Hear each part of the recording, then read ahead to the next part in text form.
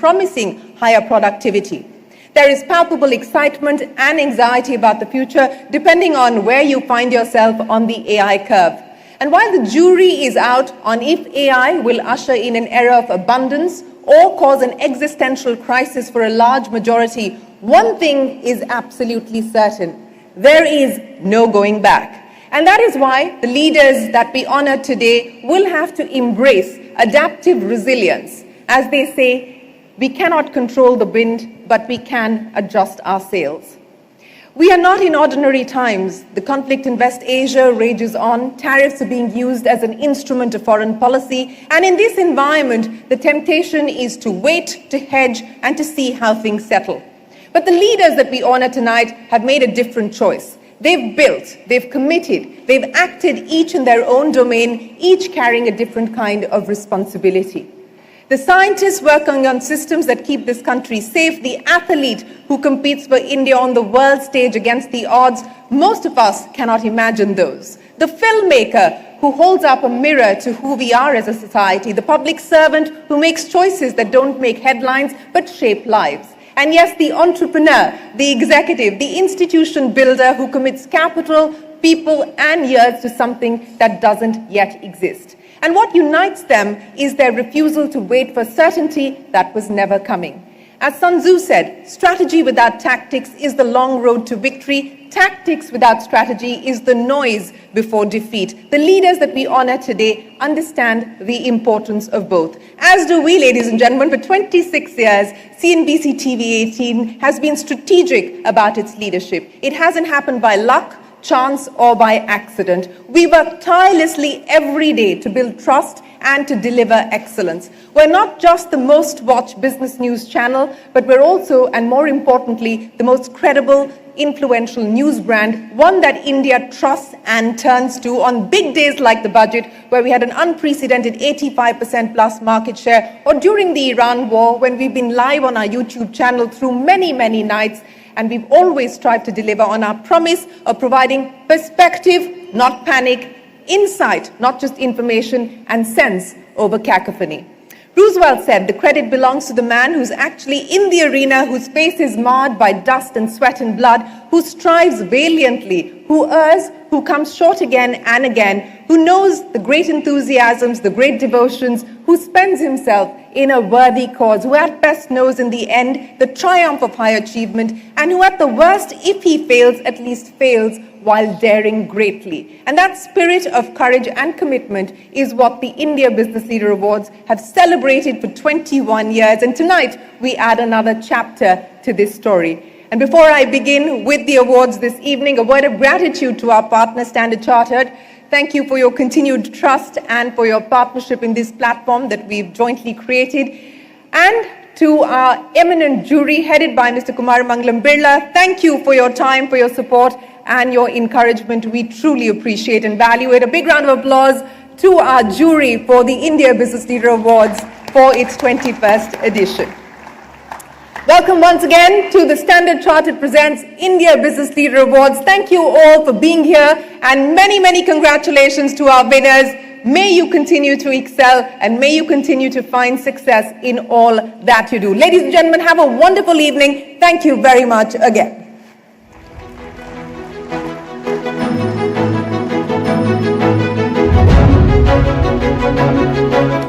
Thank you very much, Shireen, for that. And now to open the evening formally, we're honored to welcome on stage Mr. Mangalam Birla, Chairman of the Aditya Birla Group, and Dr. Preeta Reddy, Executive Vice Chairperson of Apollo Hospitals, to present the very first set of awards. Please join me in welcoming the both of them.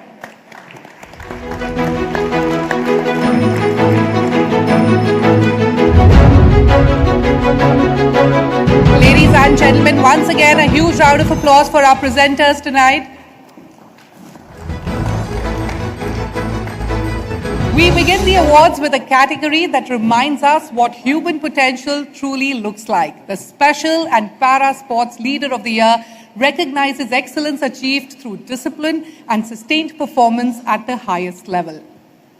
And the winner in this category for 2025 is Simran Sharma, Paralympic athlete. May I request Simran to please join us on stage for her outstanding international achievements and her inspiring contribution to Indian sport. May I also request someone to please bring up a set of mics? Thank you.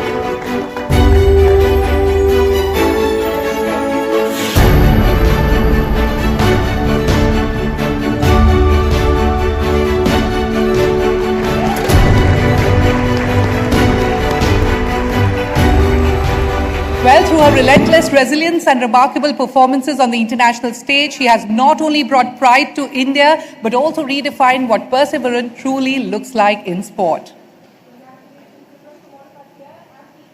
Leader Awards, I want to start by asking you, what was that moment like when you stood up with the tricolour and the national anthem playing? Good evening, all of you. Thank you so much for this great award. मुझे लगता है कि as a player सबसे बड़ा सपना होता है हमारा, हम जब भी हमारा गिव अप करने का मन करता है तो हमें यही याद आता है कि तिरंगा ऊपर ले जाना है और उसमें नेशनल एंथम बजवाना है. तो मेरा हमेशा से यही सपना रहा है कि मैं राष्ट्रगान बजवाऊं. और उस टाइम पे जब हम पोडियम में बीच में खड़े होते हैं, गोल्ड मेडल जब हमारे गले में डलता है, तो वो मोमेंट ऐसा होता है, ऐसा लगता है कि देश का हर एक नागरिक हमें देख रहा है और हमारे पर बहुत प्राउड कर रहा है कि हाँ, मतलब वहाँ पे कोई सिमरन को नहीं जानता कि सिमरन कौन है, वहाँ पे सिर्फ इंडिया को जानते हैं. और जिंदगी का अगर सबसे बड़ा सुकून मैं उसको बोलूँ तो वो गलत नहीं होगा. तो लाइफ का सबसे बड़ा सुकून तभी मिलता है, ऐसा लगता है वो मोमेंट वहीं पे ही रुक जाए और बस मैं उसको फील करती रहूँ जब राष्ट्रगान होता है. सिमरन, अब इंडिया भी नहीं, अब पूरी दुनिया सिमरन को जानती है. अगला क्या लक्ष्य है अब आपका और किस प्रकार की मशक्कत करनी पड़ी है आपको इस मुकाम पे आने तक? अगला अभी एशियन गेम्स हैं, देन LA ओलंपिक. तो अभी हम उसी की ट्रेनिंग कर रहे हैं. और मैं एक बहुत छोटे से गांव से आती हूँ और मैंने शादी के बाद गेम शुरू करा था, जो कि मेरे हस्बैंड ने कराया था और मेरे हस्बैंड ही मेरे कोच हैं. तो मैं उस जगह से आई हूँ जहाँ पे लड़कियों को बाहर नहीं निकलने दिया जाता और मेरे को बोला था शादी के बाद कि तुम घूंघट कर लो. और मेरे हस्बैंड ने आके बोला था कि नहीं, ये घूंघट नहीं करेगी. जिस दिन आप इसको टीवी में देखोगे उस दिन आप इसके ऊपर प्राउड करोगे. और मैं बहुत प्राउड के साथ बोलती हूँ कि एक आदमी ने मुझे यहाँ तक पहुँचा दिया. मेरी शादी को 8 साल हो गए हैं और उसने मेरे लिए एक वो रोल निभाया है जो एक फादर अपनी बेटी के लिए रोल निभाते हैं. तो थैंक यू सो मच. मुझे बहुत प्राउड होता है कि एक आदमी की वजह से आज मैं यहाँ खड़ी हूँ. वरना जिस सोसाइटी से मैं आती हूँ, आदमी सिर्फ पीछे करते हैं क्योंकि कहीं ना कहीं उनकी मेल ईगो आगे आ जाती है कि अगर ये मेरे से ऊपर चली गई तो क्या होगा. और वो मेरे लिए इतना खुश होता है जैसे पता नहीं क्या हो गया है. Your husband is here. Please do stand up. Ladies and gentlemen, what a fabulous achievement. Congratulations to you as well. Simran, thank you so much for joining us here this evening. Thank you so very much, Simran. We're all so very proud of you. And, congratulations again on your achievement. Now, our next category addresses one of the most defining challenges of our time, the outstanding contribution to climate consciousness. And this year, the Outstanding Contribution to Climate Consciousness Award goes to Smart Jewels. We invite the founder and CEO, Arjun P. Gupta, to kindly join us on stage. Smart Jewels has been at the forefront of energy efficiency in India, helping industries reduce their carbon footprint while improving their bottom line. Their work is proof that sustainability and profitability are not in conflict. They are, in fact, the same goal. Arjun, congratulations from all of us here at the India Business Leader Awards. Well, clearly you're proving here by being on this stage that investing and betting on climate consciousness is a smart business decision. What's next for Smart Jewels? We've saved about 250,000 tons of CO2 profitably for companies, for ourselves and for our clients. And we want to prove that cooling is the largest end use of energy in India, and it's growing like crazy. In the next 2 decades, we'll need 2 new Indias of power just to cool our buildings that don't yet exist and our homes. So we want to do that with at least 50% less energy. That's the path that we're on. We've already proven that for the last 10 years, and we're hungry for more. Looking for more, what is it that you think you need to be able to grow even bigger than what your aspiration is today? Any changes that you believe are required on the policy front? Any assistance from the government, for instance? I've always believed that business needs to, succeed regardless of policy. Policy can always help, but the one thing that will help is people like Madam Reddy over here, who gave us an opportunity to work with her company. I think leaders who just say yes to young entrepreneurs and back them and give them a chance to succeed is what we need, and I think we have a lot of them here, so more people to say yes. And it's a big yes from the India Business Leader Awards. Arjun, thank you very much. Congratulations to the team at Smart Jewels, and thank you so much for being here with us this evening. A big round of applause for him again. All right, now ladies and gentlemen, we come to one of the most prestigious recognitions for the evening.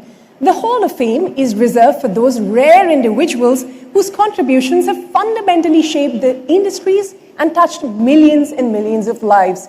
To accept this recognition on behalf of India's ad man, we invite his sister, the celebrated Ila Arun, and his brother, the renowned filmmaker Prasoon Pande, to please come and join us here on stage. Ladies and gentlemen, a huge round of applause.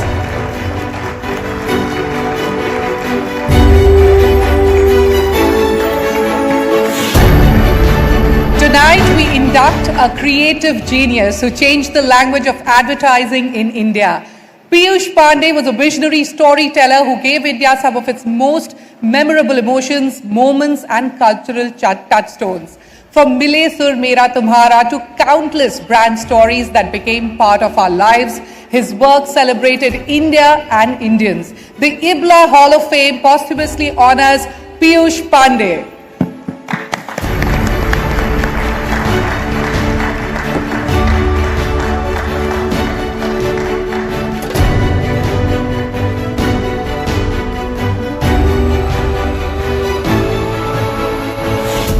Well, ladies and gentlemen, this is a very bittersweet moment for me personally as well, because Piyush Pande was a mentor to me.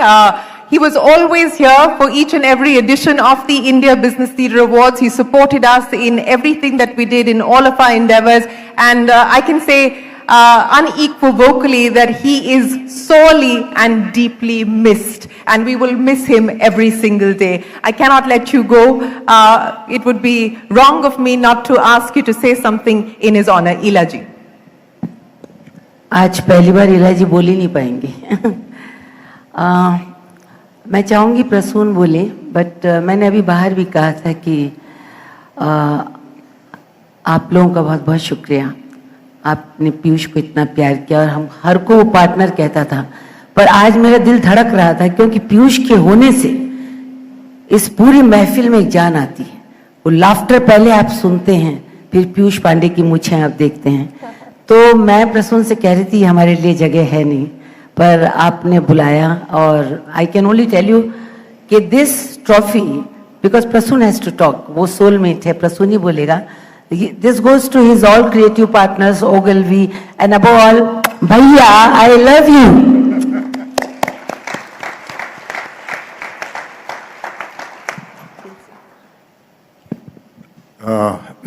This stuff. You know, I have been trying last 4 months to try and understand what made Piyush matter to so many so deeply.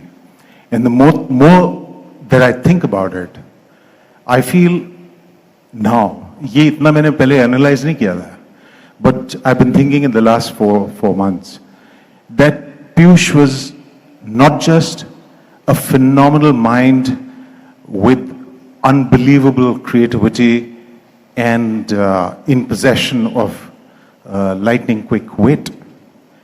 Those were only, that was just one aspect of his incredible personality. I think what made him the rarest of rare human beings was that he was also deeply emotional, filled with empathy, and a really interested observer of life all around him, the people, their lives, and their relationships with their loved ones. And I think that is why he was able to connect so deeply, so meaningfully with everyone, that everyone felt that he was their best buddy, their truest partner, and I think that is what made him a great leader. Well, he was a great leader without a doubt. I was telling Ilaji, I would get a call from him every few days where he would say, "Partner, kya ho raha hai?" And he'd give you some idea and say, let's work on this or let's do that. And many things that we've actually done on CNBC TV 18 have been ideas courtesy the fabulous and the irreplaceable Piyush Pande. Ilaji and Prasoon, thank you so much for joining us here this evening.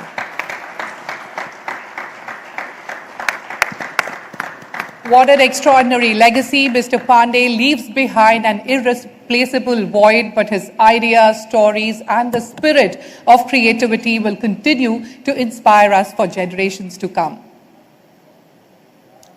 We move on to our next Hall of Fame inductee, who's built one of India's most trusted brands from the ground up. TT Jagannathan, the Chairman Emeritus of TTK Prestige, transformed Indian kitchens through innovation, quality, and an unwavering focus on customer needs. To accept this recognition, we invite his son, TT Mukund, along with the MD and CEO of TTK Prestige, Venkatesh Vijayaraghavan, to please come here and join us on stage.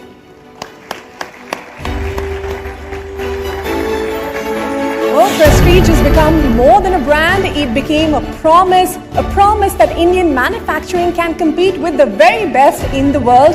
The IBLA Hall of Fame posthumously honors Mr. TT Jagannathan tonight.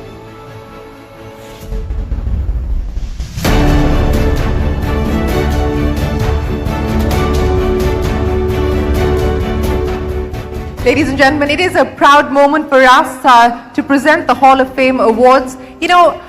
This story is special for many, many reasons. It's not just what he did with the pressure cooker. It's almost unthinkable to imagine the pressure cooker without that tagline, "Jo biwi se kare pyar, wo prestige se kaise kare inkar." But what was even more fabulous was the fact that he decided not to patent that so that it could become something that more companies decide to take forward, because he believed that that was truly work that was required in India. But not just that, he was a man who believed in living life for not just his shareholders, but for society and stakeholders at large. Mukund, let me start by asking you, the biggest learning from your dad.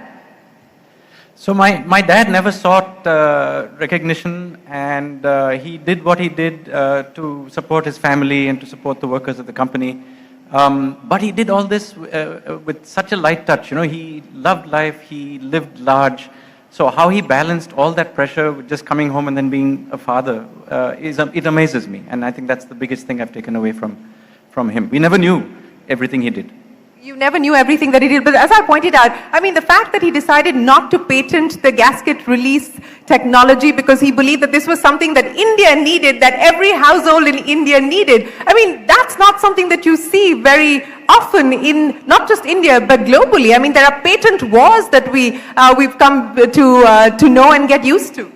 Again, this is a story. It's amazing that people are now talking about this. This happened so many decades ago, and then it's come back to light. I think it's very it's beautiful for us to see that this action that my father took all this time ago is being recognized now. But that's who he was. He thought about others. He never thought about himself, and it really speaks to what his values were. Well, let's also talk about the company, and let me come across to you because, to honor his legacy is also going to mean that you take this company to greater heights. What's next now as far as TTK is concerned? I think Prestige has been a great brand. I was just telling 75 years plus of Prestige brand. 75 years, ladies and gentlemen. I mean, that does deserve a round of applause. As we said, we're honoring institution builders here, and one of them, of course, is the Prestige story. And you will see this even more relevant, probably 100 more years to come. 100 more years to come. I have to ask you, the big story that we've seen capturing headlines in Mindspace, induction cookers, induction stoves flying off the shelf. Are you out of supply already? Yeah, we are out of supply, but hope to bring back the supply soon enough. And are you adding capacity anytime soon? Yeah, yes, we're doing that now. Yes, yes. So, if I were to ask you what the next 5, not 100, but at least what the next 5 or 10 years would look like in terms of the aspiration, the ambition of the company? We want to make Indian kitchens much smarter. I think that journey is something that we've seen. Indian homes are getting premiumized, Indian homes are becoming smarter. I think Prestige was going to lead that way, and we will continue to be leaders. AI in the kitchen? Of course, yes. What can we expect? Right now, you could see probably YouTube in your chimneys to start with, but there's a lot more of AI that's going to happen. Lot more of AI. AI combined with EI, emotional intelligence. AI combined with emotional intelligence. Mukund, before I let you go, the one thing that your dad always told you that would be helpful to other entrepreneurs who are looking to scale up their business. So he really showed us by example that you jump into the deep end and figure it out, and you fail 10 times, but you still rise up at the end. And we saw him doing that, and I've taken that away from him. I'm sure that the next generation of entrepreneurs will see that as well. Certainly something for the next generation of entrepreneurs to take away from. Mukund, thank you very much. Thank you to the team at TTK for joining us today. Appreciate you joining us here this evening. Ladies and gentlemen, a big round of applause for the team at TTK as we honor TT Jagannathan with the Hall of Fame Award. Many Huge. congratulations. Yeah. To the winners, yes.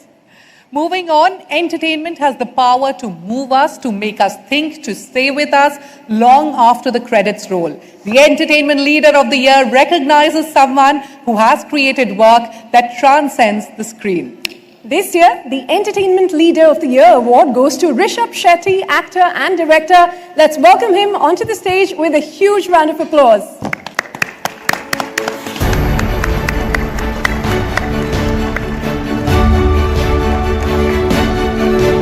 With a story rooted in tradition and folklore, he created Kantara, a cinematic phenomenon that resonated far beyond its origins. While it shattered box office records, its true achievement lay in how deeply it connected with audiences across languages, regions, and generations, reminding us of the enduring power of authentic storytelling. Congratulations, Rishabh, and thank you very much for joining us here. For the benefit of all of our audience who are here in this room and many who are watching us online on our social media pages and on YouTube, let's start by talking to you about what you believe made Kantara the big hit, the big success that it has become. Thank you so much. Thanks for this recognition. ज़्यादा सोचता नहीं हूँ मैं, एक कहानी आ जाता है, ये तो ऑडियंस को बोलना चाहता हूँ. So I start working out, that's it. And आज एक बिजनेस लीडर अवार्ड का एक स्टेज में हूँ मैं. So I never talked about numbers. So एक 14 करोड़ से शुरू किए हम एक फ्रैंचाइज, आज एक 1000+ करोड़ का एक फ्रैंचाइज बना है. So because of the audience. मुझे एक मेरा गांव का कहानी बोलना था मुझे. सो एक rooted story, regional. I always believed in more regional is more universal. दो बार प्रूव हुआ है मुझे. सो सिनेमा को थैंक यू कहना चाहता हूँ, ऑडियंस को थैंक यू कहना चाहता हूँ. That's On CNBC TV 18, we would call you a multi-bagger if you've gone from 14 crores to 1,000 crore rupees. तो अब अगला क्या लक्ष्य है आपका, क्या टारगेट है और किस प्रकार की कहानियां, किस प्रकार की स्टोरीज आप दर्शाना चाहेंगे? अगला अभी शुरू हुआ है. सो 4 साल से कांतारा का ही वर्ड में वो एक ट्राइब बन के रहता था मैं. सो अभी थोड़ा डायरेक्शन बाजू रख के सिर्फ एक्टर का रोल निभा रहा हूँ. जय हनुमान करके एक फिल्म शुरू किया हूँ. सो अभी शूटिंग चालू है. Maybe next year we going to release that film. As a director so अभी तक मैं रिवील नहीं किया हूँ, एक माइथोलॉजी के ऊपर काम कर रहा हूँ. What is harder, acting or directing? Which is the tougher role to play? मैं शुरू से ही बोला था कि ज्यादा सोचता नहीं मैं, तो अगर ज्यादा सोचा, writing, directing, acting and executing the film in my own village, so that was the hardest thing. मुझे तो ज्यादा डायरेक्शन पसंद आता है, तो ये रोल निभाने के लिए दूसरा एक्टर नहीं मिला, इसलिए मैं किया. दैट्स दूसरा एक्टर नहीं मिला था, इसलिए आपने डिसाइड किया कि आप एक्टिंग करेंगे. पर आपको कौन इंस्पायर करता है, एक्टर के तौर पे और डायरेक्टर के तौर पे? दोनों बताइए कि हु इंस्पायर्स ऋषभ शेट्टी? बहुत सारे हैं, बहुत बड़ा लिस्ट है, लेकिन always doctor Rajkumar from our industry, he always inspires me as an actor. Director तो बहुत बड़ा लिस्ट है. पुट्टना कणगाल है फ्रॉम कर्नाटका, बंसाली साहब है इधर, राम गोपाल वर्मा जी है, बहुत बड़ा लिस्ट है. जाने से पहले एक डायलॉग हो जाए. One before you go. Dialogue तो ಕನ್ನಡ में होगा. ಓಕೆ. ನಮ್ಮನ್ನು ನೋಡ್ಲಿಕ್ಕೆ ನೀವು ಬಂದಿದ್ದೀರಿ, ನಿಮ್ಮನ್ನು ನೋಡ್ಲಿಕ್ಕೆ ನಾವು ಬರಬಾರ್ದಾ? Thank you. Rishabh Shetty, thank you so much. Ladies and gentlemen, a big round of applause for our entertainment leader of the year. Rishabh Shetty there, congratulations, and on to your next 1,000 crores and many, many more from there on. A huge round of applause again, ladies and gentlemen, for Rishabh Shetty. Moving on, our next award is about promise and potential. While India's energy transition is one of the most consequential stories of our decade, this award recognizes a company that is writing a significant chapter in it. The most promising company of the year award goes to Torrent Power. And we invite Jigish Mehta, whole-time director of Torrent Power, to please come and join us on stage. Congratulations to you, Mr. Mehta. Now, the Torrent Group has built a strong presence across the power value chain, from generation and transmission to distribution, while accelerating its push into renewable energy and supporting India's journey towards a cleaner, more resilient energy future. A big round of applause to Torrent and Mr. Mehta. Thank you so much for joining us. Let me start by asking you, the journey so far, what do you believe have been the values that have helped you get to this stage this evening? So, Torrent has always believed in a value system. We have been always, quite mindful about all our steps. Ethical, if you talk of it, passion for excellence. These are some of the things that has really helped us to continuously feel ourselves forward. Well, I do want to ask you what is next now as far as Torrent Power is concerned. The jury was deliberating. Both Mr. Birla and Preeta were part of the jury, and there was a long discussion on the most promising category of the year. And by the way, ladies and gentlemen, here's an inside scoop, an inside story. That is one of the categories that often leads to probably the longest discussion and the longest debate. And finally, yours was the unanimous choice. So I want to understand from you, what should we now expect as far as your ambition, scale of operation, capex plans, etc. are concerned? So I would say that rather than dwelling on the numbers and all, I would like to put it that, currently the India's energy sector is completely growing, and there is ample of opportunities in the sector. We have been developing and growing ourselves both in terms of we are focusing on conventional power, that we are coming up with new thermal plants because government has created a lot of opportunities in that space recently. And also the clean energy space is giving us a lot of opportunities to grow. So we have been growing on, if you look at it, renewables is one of them. We already have a 5.5 gigawatt portfolio and going on to 10 gigawatt. We are developing pump storage projects all over the country in multiple states. One of them is already we have coming up in a very advanced stage. So we are doing that. We are also doing green hydrogen and further exploring various other parameters. We are basically an integrated utility with our presence in generation, transmission and distribution. So distribution has been our forte, and we would always look at it, and as and when the sector provides opportunity, we would always be trying to go for those opportunities. You know, renewable energy, suddenly the focus is right back on renewable energy and the need to expand and fast track renewable energy capacity, given what we are seeing happen with the conflict in the Middle East at this point in time. But, you know, are you seeing any impact on account of what we're seeing because of gas on the business at this point in time in any form or fashion? And do you believe that given this situation, the need for renewable energy addition, capacity addition is going to be fast tracked? See, as a country, I think we have already embarked on the journey of fast-tracking renewable. I mean, we had seen this a lot of years ago that that we should, as far as possible, reduce our dependence on any import of energy that we are doing. And I think the journey, if you look at in renewables, is now shifting first from pure vanilla solar, wind, what we were seeing, now it's going to more complex solutions, where we are talking of replacing dispatchable power, thermal power with renewables. So obviously the renewable story is there. It will keep on growing, and the current situation will further put emphasis on trying to have our own independence on as far as energy is concerned. As far as the gas goes, I think yes, currently the country is facing certain challenges on that front. So how we are able to, how the situation opens up, because if we look at it overall after the Russia-Ukraine thing, or the war which was there, gas situation at that time was quite critical. The world was moving again back to surplus, or was balancing out and then moving to surplus. And now again we are seeing this disruption. One needs to see that how this disruption goes along. So let's see how it happens. But yes, it's going to be challenging. Yes, of course, this is a developing story and we've been trying to track that even as the awards continue here. What is the rallying cry within the organization? What you tell your employees, your colleagues to keep them motivated? What is the mantra for continued success for institution building? So I think,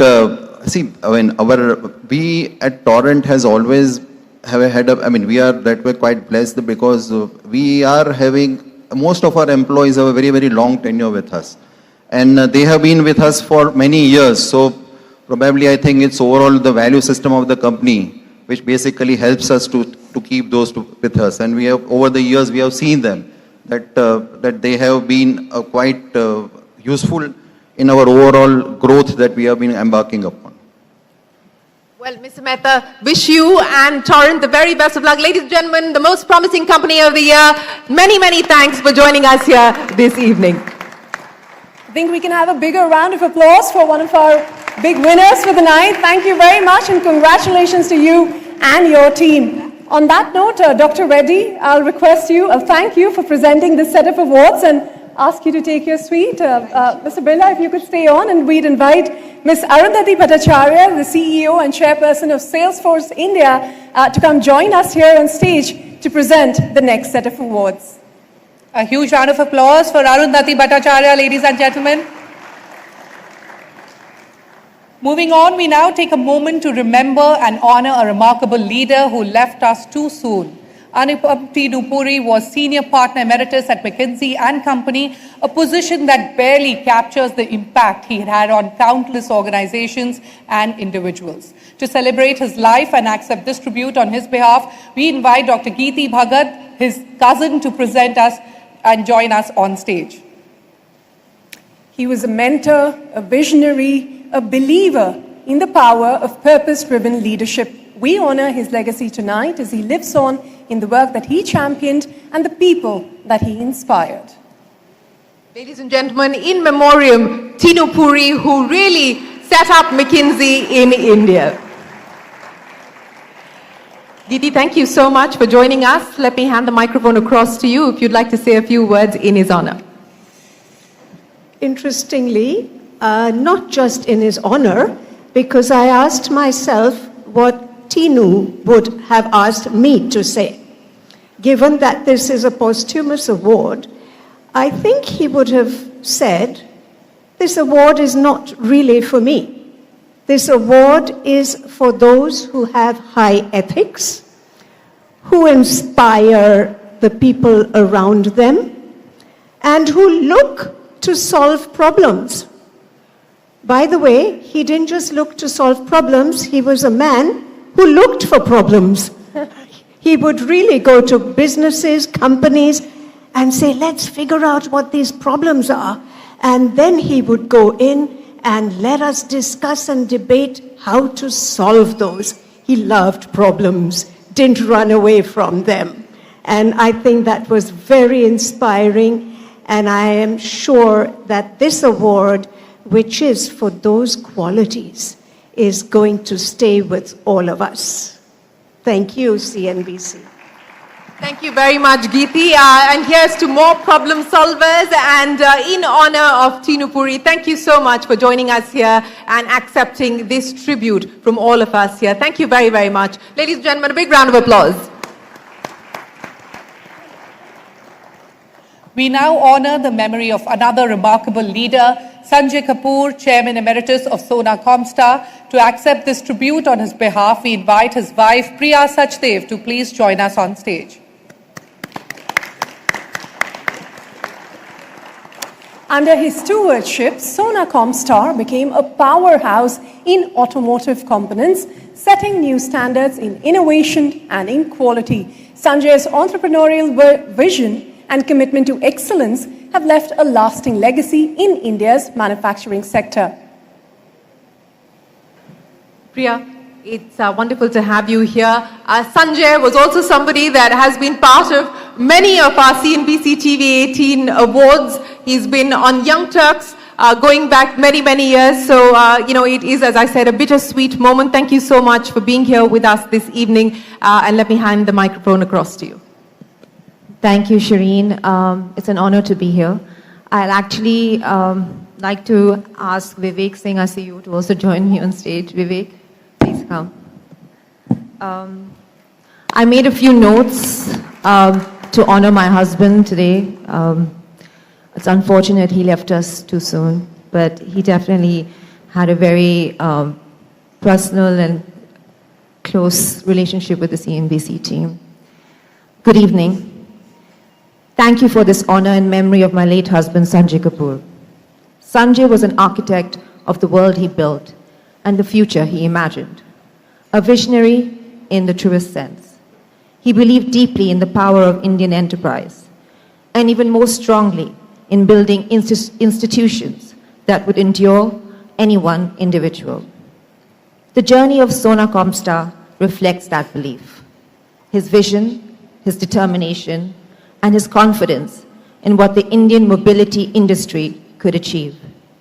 For our family, this recognition holds deep meaning, not only because it remembers what he achieved, but because it reminds us of the responsibility that comes with carrying a life's work forward.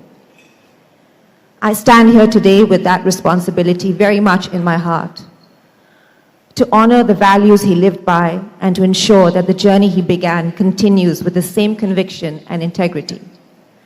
On behalf of our family and the teams at Sona Comstar and everyone who had the privilege of working alongside him, thank you. Thank you, CNBC TV 18 and the IBLA jury for remembering Sanjay and for celebrating his extraordinary legacy.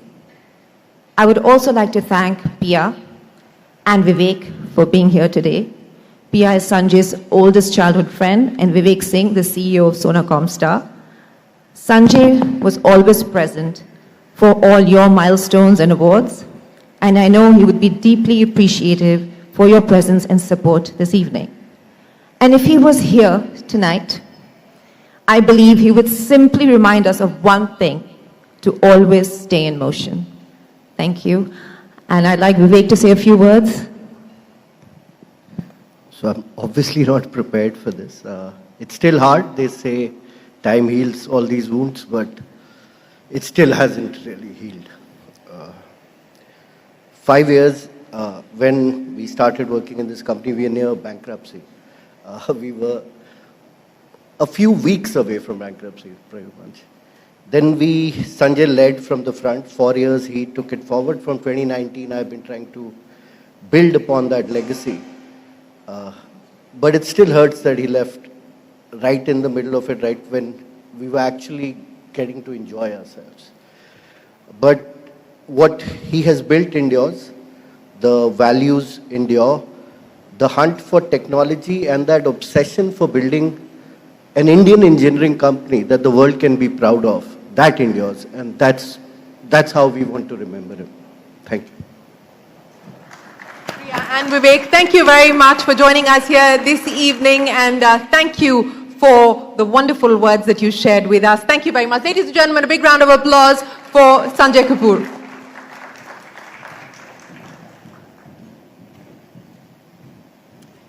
And we'll move on, ladies and gentlemen. The Breakout Brand of the Year is one of our most exciting categories. It celebrates a brand that has captured the market's imagination, disrupted established norms, and achieved phenomenal growth in a very short span of time. And this year, the Breakout Brand of the Year award goes to Rare Rabbit. Please welcome the founder and CEO Manish Poddar to receive this honor. A big round of applause, ladies and gentlemen, for the team at Rare Rabbit.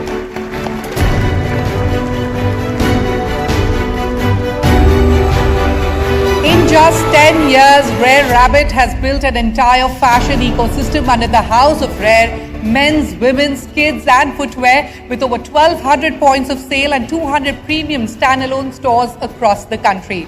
A homegrown label that has achieved what very few Indian fashion brands have managed at this scale.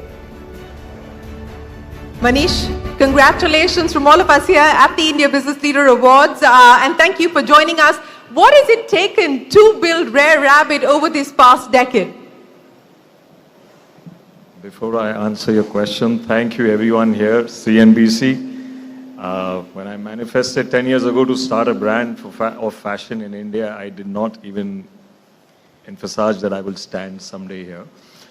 I would like to take this opportunity to tell Sir that manifestation has been so kind to me that my father on his dying bed spoke about you, and he said, "Kaam karo, bado ek din aayega ki Birla ji se award loge." And I cannot tell you what are the odds that I am standing in front of his family with him by my side and my father above and my wife, the CEO of my life, who is watching me, and you cannot even imagine why and how.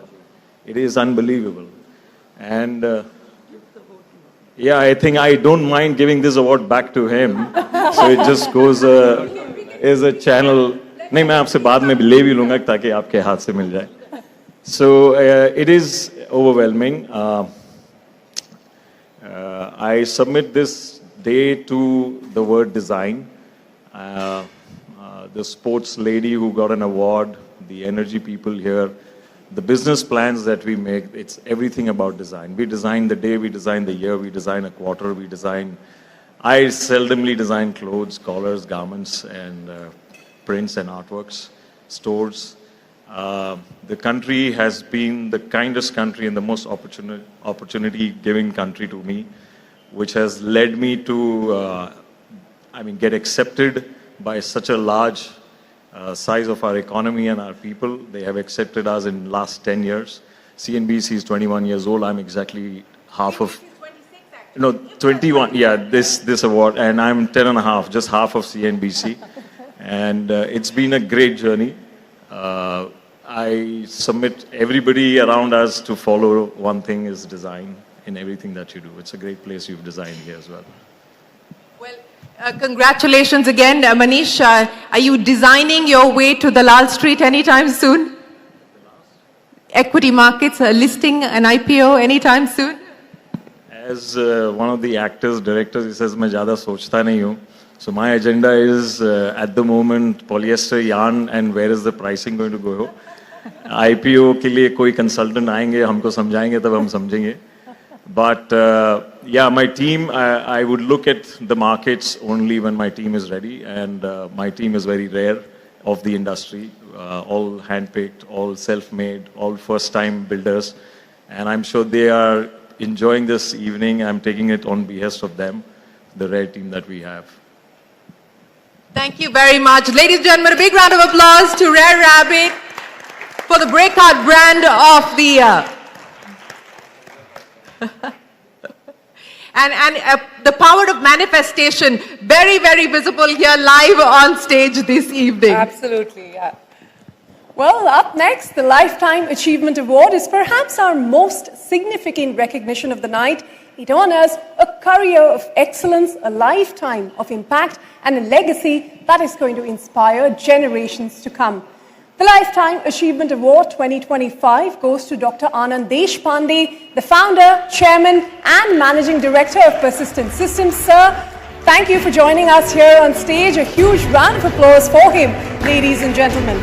Well, here's the man who saw the future of technology when most of India was just waking up to it. He built Persistent Systems into a global technology powerhouse, enabling digital transformation for businesses worldwide. His vision, leadership, and commitment to innovation have made him one of India's most respected technology entrepreneurs. Once again, ladies and gentlemen, a huge round of applause. Mr. Deshpande, congratulations for this Lifetime Achievement Awards. Let me start by asking you what you believe have been the values that have helped shape Persistent and made it what it is today. First, thanks a lot for this award. I'm really humbled and honored to be here. I'm also very delighted to have this from Arundhati ma'am, who I know because her husband was my teacher. So it's a long association there. So sometimes these things like happen before just manifest in interesting ways. So 35 years has been a long journey for us at Persistent. It's about being persistent. I guess that's been the biggest thing that we have been doing over the last 35 years. A business like this is all about teamwork. So the fact that we have had extremely good colleagues who have worked with me all through these years and have contributed to the company with a long-term vision and sort of being persistent and keep on the technology flag going has been a great thing. For the last several years now, I have a CEO who runs the company, and he has been pushing much harder than I have. And that has helped me get the visibility and the opportunity to do other things. So I'm really grateful to them. I must thank my family members as well, because these kinds of awards don't happen without the support of my wife Sonali, my parents, and everyone else in the family. Thank you very much. Well, you're absolutely right. It takes a team to be able to get someone to this platform and to this stage. But Mr. Deshpande, let me ask you what the headlines are screaming at this point in time. Are we in the midst of a SaaSpocalypse? Is it over for SaaS as we know it? Let me first start by saying that we are at the beginning of the AI journey. We are nowhere near the end of it, so it's very early in the game. The second thing I want to mention is that if you look at the universe of problems that need to be solved, there are so many things to do which AI now will allow us to do more efficiently, that I think we are at the beginning and in a very exciting phase. The third thing I would say is that AI is improving productivity for all individuals, for certain. And I think increased productivity for humans with the right aspiration, intention, and work ethic will allow us to do things that we have never imagined before. So I think I would not end at this point, but I would say this is the best opportunity for all of us in India to leverage our productivity and our capabilities to deliver something that we could not have imagined a few years back.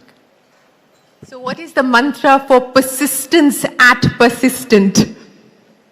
Well, no, of course, AI is an important aspect of where we are looking at, and we are investing in building the next generation of technology solutions for this area. And I think it's too early to write off any of these things. I think if we look at large enterprises and the universe of problems to be solved, there is still a lot of R&D and technology that needs to be built. And that's an opportunity for all of us. Thank you. Well, may you continue to build on those opportunities. Mr. Deshpande, congratulations once again, and thank you so much for joining us here. Well, clearly, IBLA is manifesting dreams. We had Manish get his award from Mr. Birla, which he manifested. And here's Mr. Deshpande getting an award from Arundhati Bhattacharya. Her husband was his teacher. What a wonderful moment it is on the IBLA stage. Thank you very, very much. Ladies and gentlemen, a big round of applause. Well, true public service often happens away from the spotlight in laboratories and testing ranges where dedicated scientists and engineers work tirelessly for national security and sovereignty. The Outstanding Contribution to Public Service Award this year honors an organization that has been India's defense technology backbone for many decades.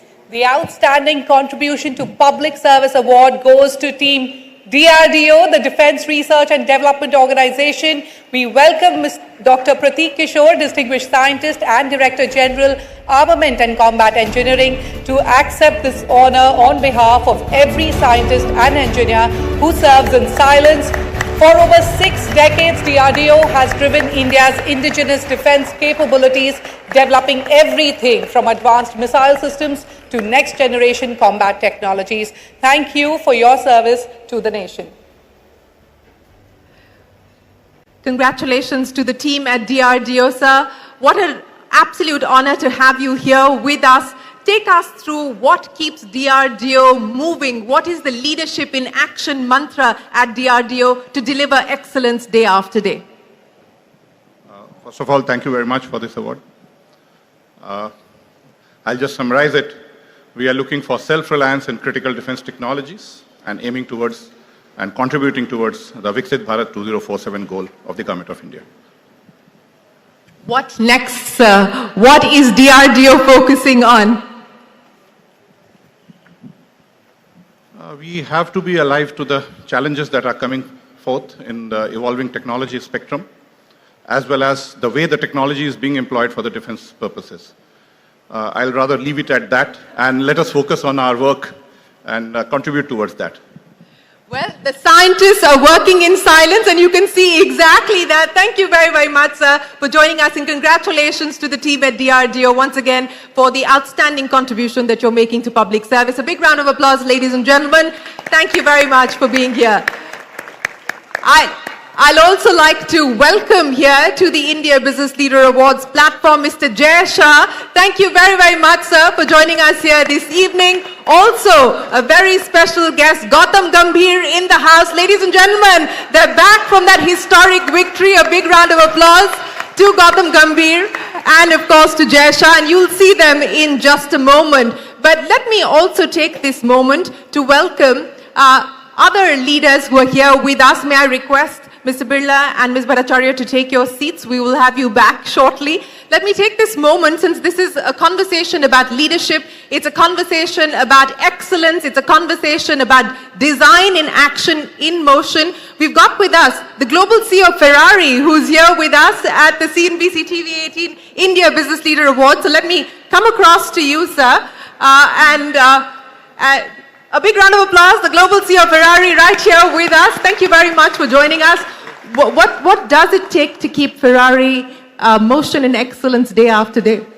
I think that I heard some interesting comment from some colleague here. What does it take? A lot of good teamwork, a lot of right balance between keeping alive the tradition and looking at the future, innovation. And that's the reason why I came here with the team, because I believe that India offers good opportunity for our brand. It's a place where still today we are small, but we see a lot of love and passion for our brand. So that's the reason why I came here. Also because in my life, I was working for an high-tech company, so I was listening to the presentation of the colleague here. And I came in India in 98. You came to India in 1998? And the situation is And did you fall in love with India then? Absolutely, yes. The food, the love, the people. In Varanasi, a lot of interesting experience, so it's always nice for me to come back here. So what is Ferrari's plan for India now? It's very simple. We want to grow here because we feel that we are very close to the Indian culture. I mean, Ferrari is basically an Italian company, and we see a lot of contact points between Ferrari and India. We want to be very close, more and more close. Our partner already here, some of them are here, did a great job. But we need to do a step further. The journey here started a few years ago. We need to bring a different level. That's the reason why I came here. How many Ferraris do you intend to sell in India? No. How many Ferraris do you think you can sell in India? We don't sell. We want the people to get in love with what we do. Okay? We don't want to sell. We want the people to get in love with what we do. And we are doing different kind of car. I mean, hybrid, thermal, electric. It's up to them. We do not sell. But you talked about electric. What we are seeing at this point in time is global manufacturers moving away from electric. Most global manufacturers have dialed back on their electric plans. What do you make of that? Look, I think the reality is beautiful because each one has its own point of view. I respect their point of view, and I'm sure they respect our point of view. The Ferrari that will have full electric traction is called the Ferrari Luce, Rojni in Indian, okay? Yesterday I was in Varanasi, and I understood that the original name is Kashi, the city of light, and Luce means light. So we believe that what we did with our Ferrari Luce is something unique in any sense. And again, also there, it's up to the client that will be the judge of what we do. We did, I believe, something unique, but we are going to wait for the client to do and to appreciate what we did. And don't forget that a leader like Ferrari has the responsibility to dare. Because if a leader does not dare, it does not deserve to be called a leader. That's our point of view. But I fully respect the point of view of other guys. But what is your leadership mantra? What is a leadership mantra? It's very simple. Learn from everyone, everywhere, because so far I never met a person so ignorant I couldn't learn anything. In these 3 years, there is one thing that I learned a lot that is a good representation of the purpose of our company. And you say, Hoga kaise nahi. I think this is... That does deserve a big round of applause. Hoga kaise nahi. It's very nice because we say in English, we say we audaciously redefine the limit of possible. But Hoga kaise nahi, I discovered yesterday, I think is much shorter, is better, more effective. So this is what I learned in this trip here. Hoga kaise nahi. Thank you very, very much, ladies and gentlemen, the global CEO of Ferrari. Let me get a comment here from Anisha and from Mr. Sehgal as well. Hoga kaise nahi, Anish? How do you respond to that comment, and what do you do with that? Is that something that you drive within the company as well, the hoga kaise nahi style? Shireen, India has been driving that now. India is on the global stage, and you see many Indian companies like Mahindra on the global stage competing with everyone in the world and delivering world-class products. And deliver world-class products. Do you have a rallying cry like hoga kaise nahi to the team? Our rallying cry is think big, do less to focus on what you need to do and execute flawlessly.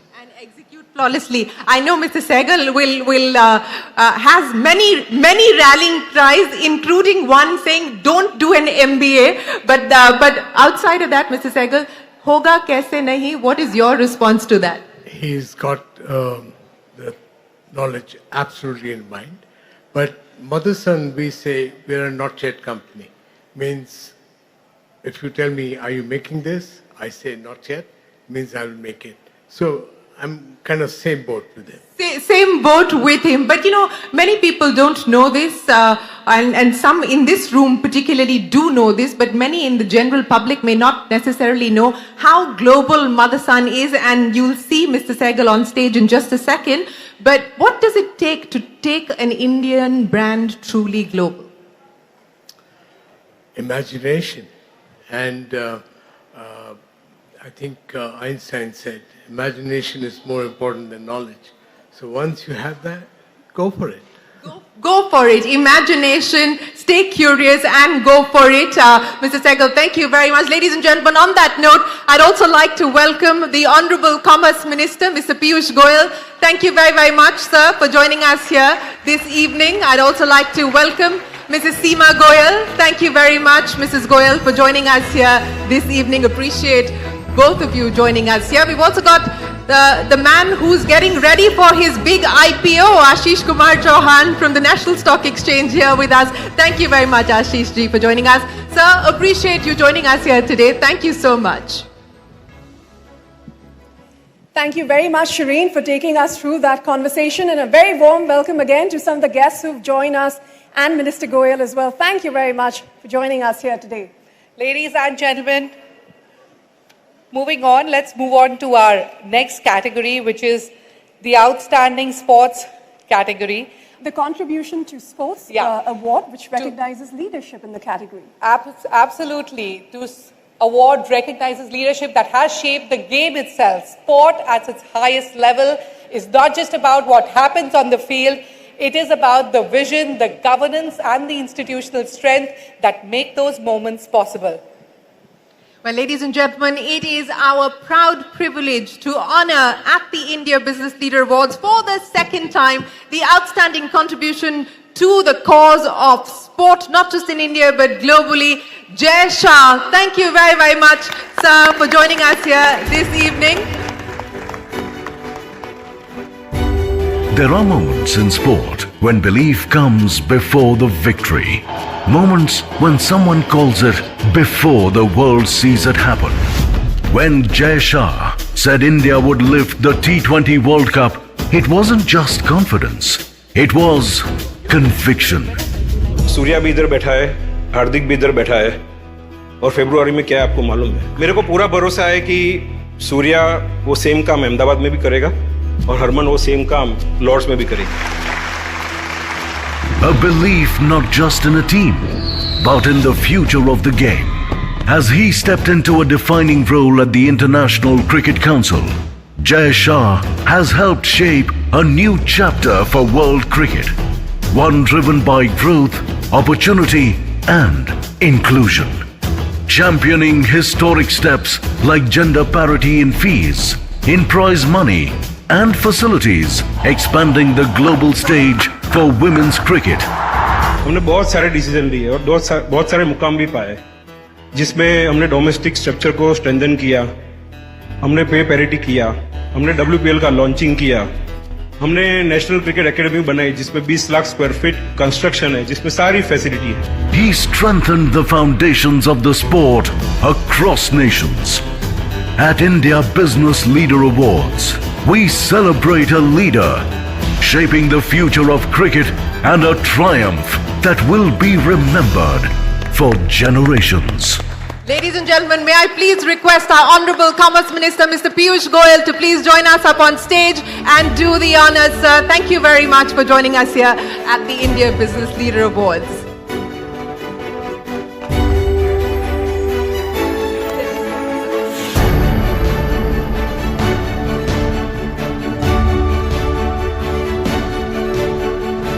Ladies and gentlemen, a huge round of applause for Mr. Jay Shah.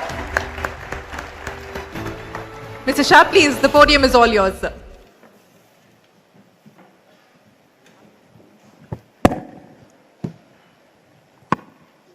Good evening. Thank you, Piyush ji. Thank you, CNBC 18, for this honor and respect. And I would like to dedicate this award to all the athletes, especially women athletes who are working hard on the field.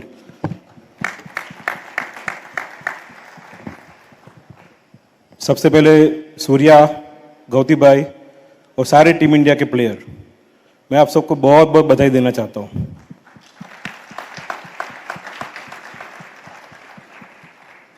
मैं team India के साथ साथ south African team और England team जो knockout के पहले एक भी गेम नहीं हारी है, उनको भी बधाई देना चाहता हूं.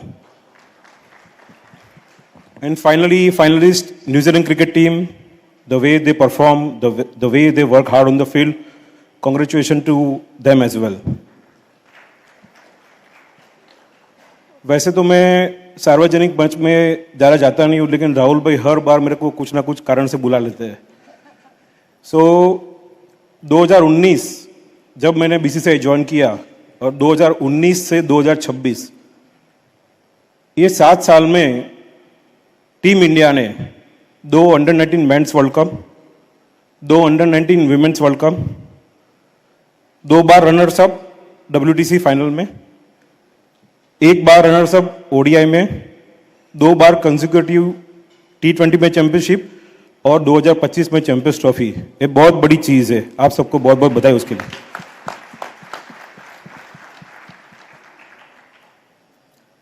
और मेरे को याद है क्योंकि मैं क्रिकेट को 1998 से फॉलो करता हूं और एज एडमिनिस्ट्रेटर 2009 से मैं क्रिकेट संभाल रहा हूं. जैसे एक टाइम पे ऑस्ट्रेलिया का टाइम था कि ऑस्ट्रेलिया मतलब जीत, ऐसे टीम इंडिया मतलब जीत, ऐसा आज हो गया है.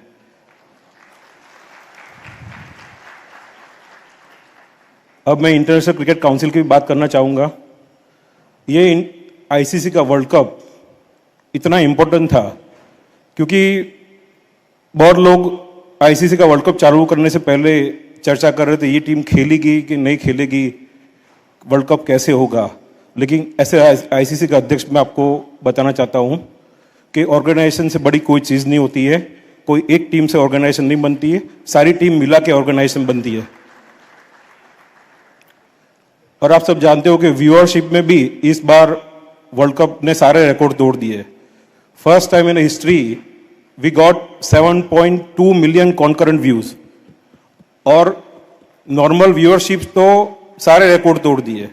इसलिए ये वर्ल्ड कप बहुत महत्वपूर्ण साबित हुआ। और आप सेटबैक देखेंगे और सरप्राइजिंग, जैसे यूएसए ने पहली गेम में इंडिया को बहुत हार्ड टाइम दिया, नीदरलैंड ने पाकिस्तान को हार्ड टाइम दिया, जिम्बाब्वे ने तो ऑस्ट्रेलिया को हरा ही दिया, और नेपाल ने इंग्लैंड को हार्ड टाइम दिया। इसलिए मैं सारे एसोसिएट को भी बहुत शुभकामनाएं देना चाहता हूं कि फुल बोर्ड मेंबर के सामने उन्होंने इतनी लड़ाई लड़ी। मैं फिर से गौतम भाई, सूर्या और ये मंच के माध्यम से सारी टीम को एक संदेश देना चाहता हूं, क्योंकि ये मेरे 17वां साल है एडमिनिस्ट्रेटर के नाते। टॉप से बॉटम जाने में महीनों लगते हैं, लेकिन बॉटम से टॉप में जाने में सालों लगते हैं। आपको तो सिर्फ सस्टेन ही करना है, बहुत आसान है, इसलिए आप इतनी मेहनत करना, ऐसी तरह से आपको हर साल अवार्ड मिलते जाए।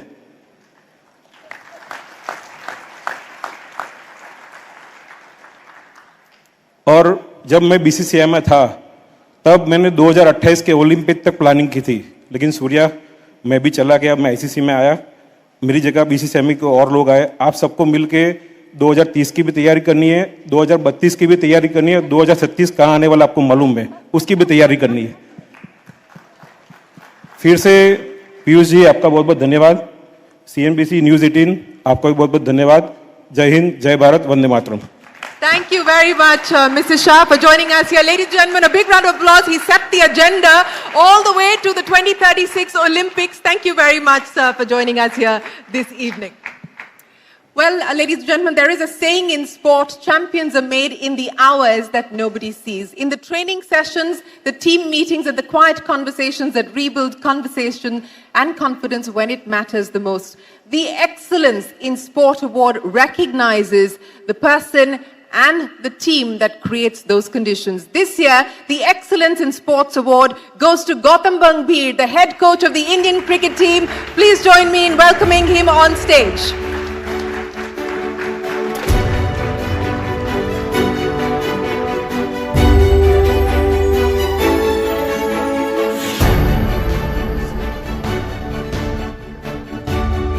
Congratulations, Gautam. The mic is all yours.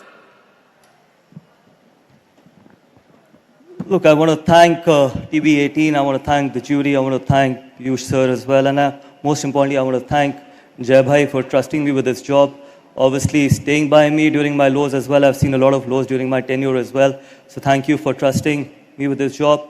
And last but not the least, I want to thank everyone in that dressing room who made me a successful coach. Jai Hind. Thank you very much, Gautam. Congratulations once again. Ladies and gentlemen, a big round of applause for Gautam Gambhir.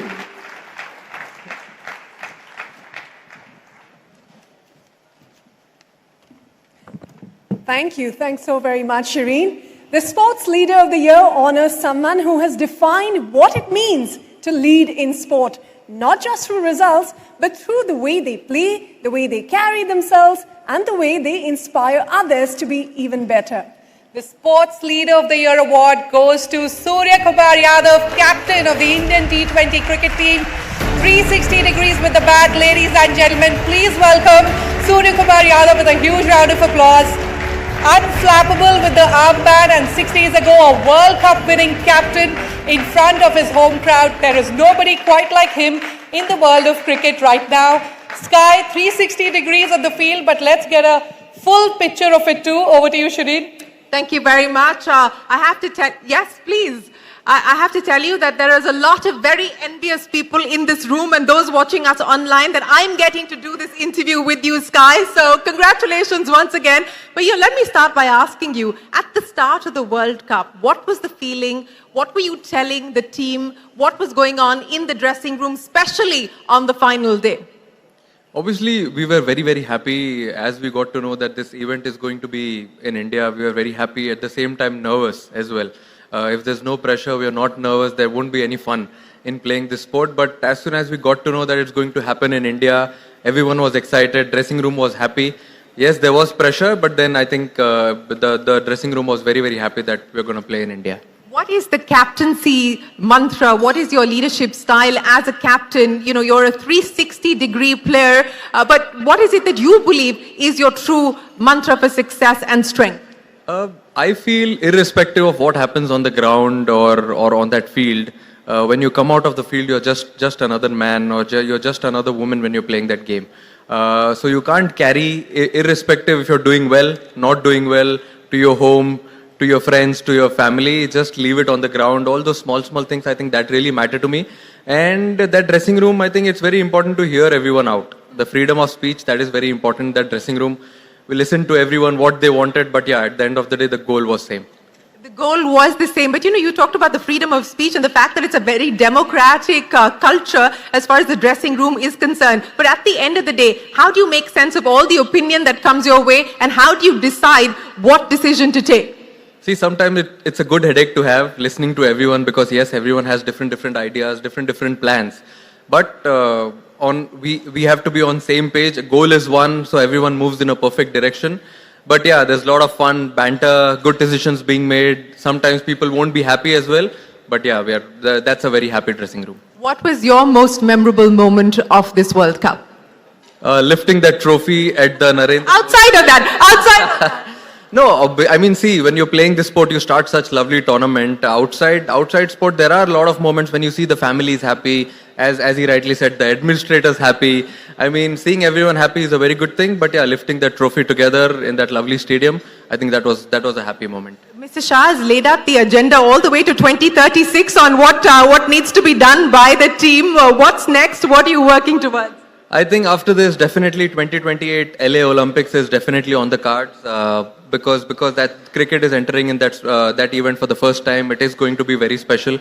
Yes, we relax for a bit for some time, but then we start our journey to achieve something special in 2028. Olympic gold?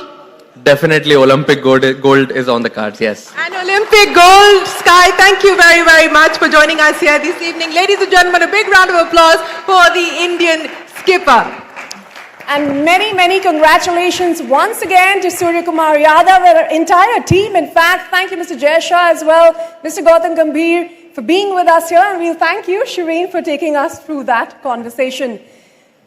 Honorable Minister Piyush Goyal, we request you to please join us back here on stage for a very special conversation. Joining him is Bodhisattva Ganguly, the Group Consulting Editor at Network 18, to take this conversation forward. Over to you, gentlemen.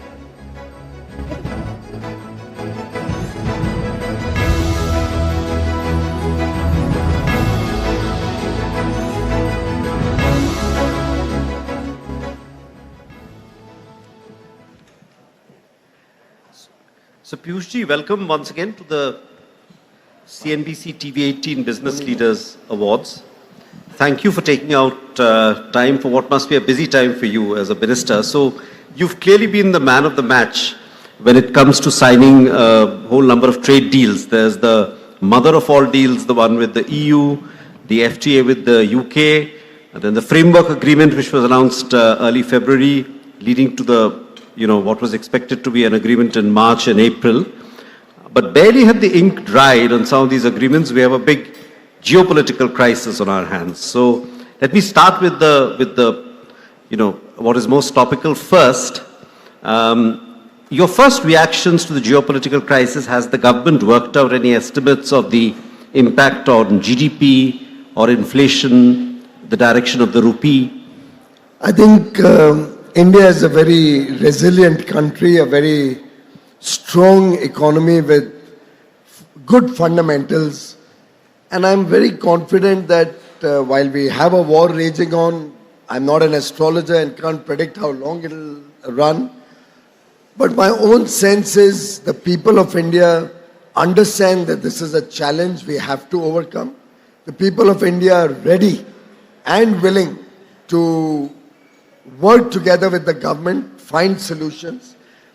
And I think what Prime Minister Modi has consistently guided all of us is to find opportunities in the crisis. Right. Whenever we faced a challenge, we've always been able to convert that into an opportunity. And I'm sure this will be a wake-up call for many of us. This will help us plan for a better future, a more self-reliant and resilient future. And my own sense is that there will be a certain shortfall in economic activity in the short run. Right. But we'll make up for that in the months to come. We'll continue to be the fastest growing large economy in the world for at least 2 more decades. And we are well poised to become the trusted partner of the world. Would you, specifically on the rupee which has been falling, any views on what we can do about that?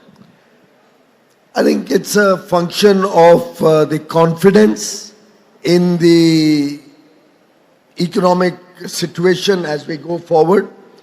We've certainly seen that investments in any period of time, when there is a conflict or a war, usually look for safe haven. We've seen a lot of money flow into gold, for instance, and the import of gold and silver has shot up. Similarly, in such periods, you find that the flow of investments into the stock market, the confidence of the international investors who are otherwise looking for larger ticket investments in India gets delayed a little bit. And therefore, I do believe that while we are facing a stress on the rupee, my own gut feeling is, given our very robust reserves, and we have almost got 12 months of import equivalents as reserves in the Reserve Bank of India kitty, I don't see any reason for anybody to panic. I think the rupee will also bounce back in a more gradual fashion, possibly, once the war is over. Right.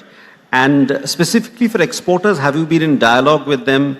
Have you? Yeah. Yeah, we are in dialogue with all our stakeholders on a daily basis. So as soon as the war broke out, by the second day, the Commerce and Industry Ministry was on the job. We set up an interministerial group which covered all the various stakeholder line ministries. We've been engaging with all the export promotion councils on a daily basis. Right. We have a 24-hour helpline ready to resolve any issues. And we are continuously coming up with the standard operating procedures to help any cargo which needs to come back, to see how we can have customs support or port support to ensure exporters don't face any problem, or importers for that matter, because there are many components we need to import also. And the Commerce Ministry has also worked out certain schemes which will help create an insurance cover should any export cargo be damaged or lost or even inordinately delayed because of the Red Sea problem or the Strait of Hormuz problem, right, or the shipping line difficulties. We are working on a scheme on that. We are doing the interministerial consultation. Next week we'll be coming out with some more concrete action agenda to support the exporters. In general, what would you, because there is obviously some concern among India Inc. In this room. I mean, they're worried about demand destruction. They're worried about, for example, the shortfall in natural gas. Some industries are being affected. So what is your message to them? What can you say to reassure them?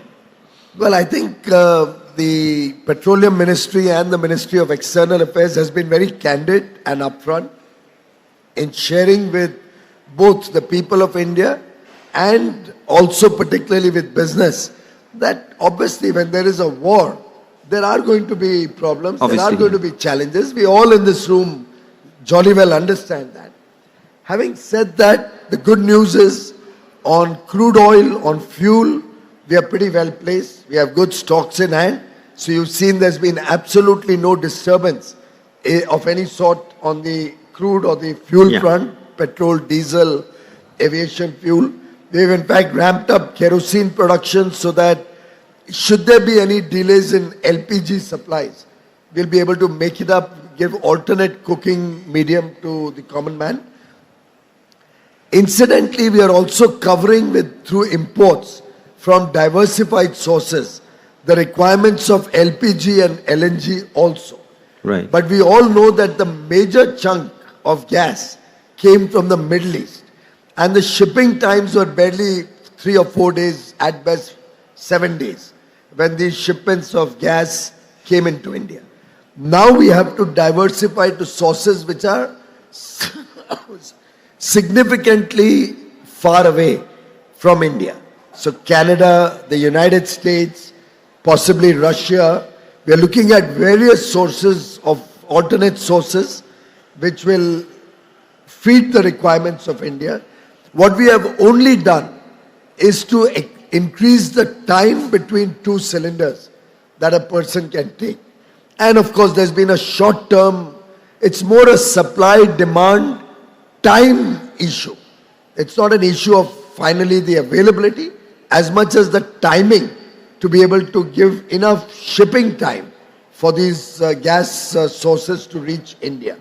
And therefore, I see no reason to panic. I wish people would understand that we are in a war situation. They should not hold gas cylinders.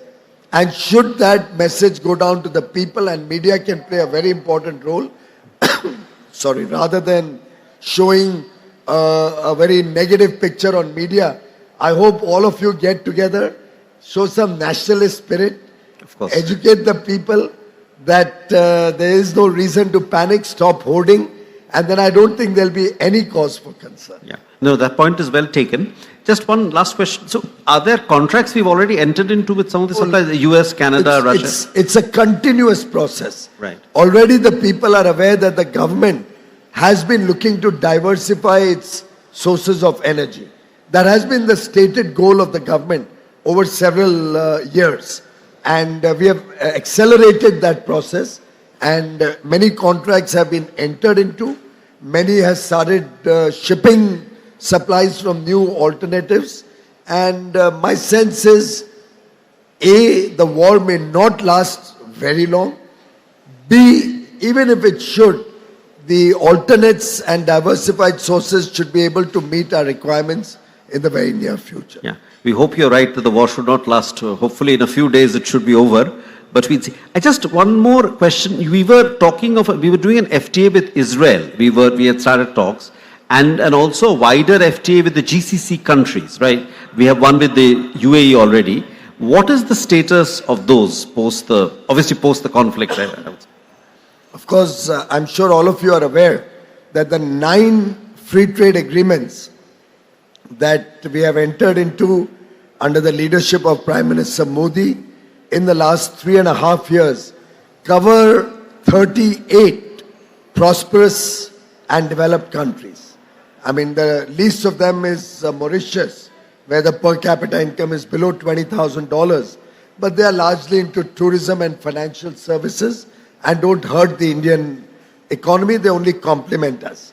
All the other 37 have high per capita incomes, most cases $30,000, $50,000, $60,000 per capita.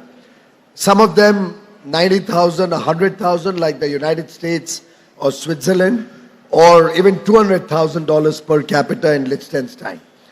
All of this has opened up huge avenues and have given us a global footprint where we have preferential market access for 2/3 of global trade.